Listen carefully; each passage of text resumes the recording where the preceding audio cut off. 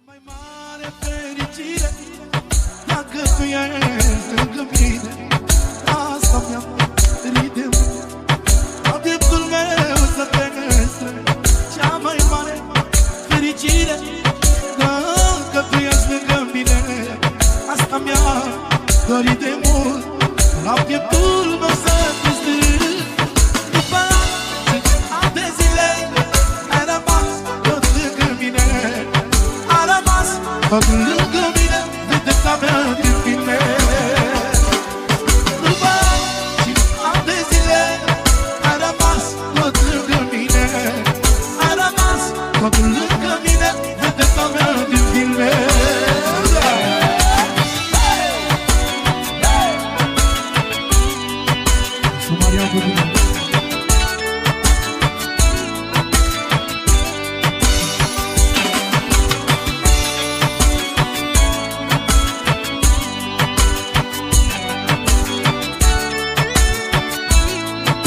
Și încă o dată maestru Marian Budumen, atențiune! De la Prințul, pentru mirii noștri din seara asta, pentru nașii noștri, pentru socrii, socrii mari, toată lumea prezentă la Prințul, pentru nevestica lui de la Prințul, să ne trăiască!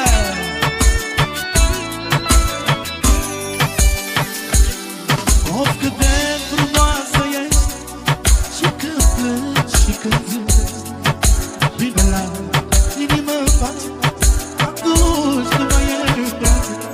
Of, cât de frumoasă ești, și când plângi și când zâmbești, vine la inimă-mi face, atunci când mă iei în brațe. După ani de zile ai rămas tot lângă mine, ai rămas tot lângă mine, vedeta mea din tine.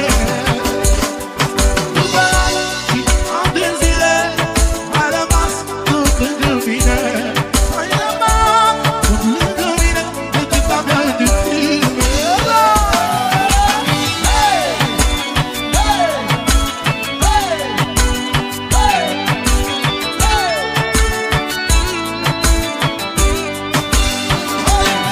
Alături de mine, orchestra mea, învingătorii, Leo de la Cuvăi, Cristian Mogonezu, Gheorghe Lambru și toată orchestra!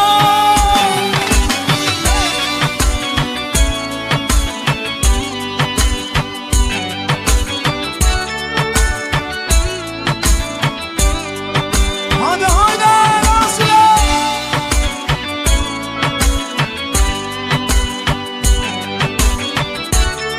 Și cântăm refrenul toată lumea! Haide! După și ani de zile ai rămas tot lângă mine, ai rămas tot lângă mine, vedeta mea din tine. Cea mai mare fericire, dacă tu ești lângă mine,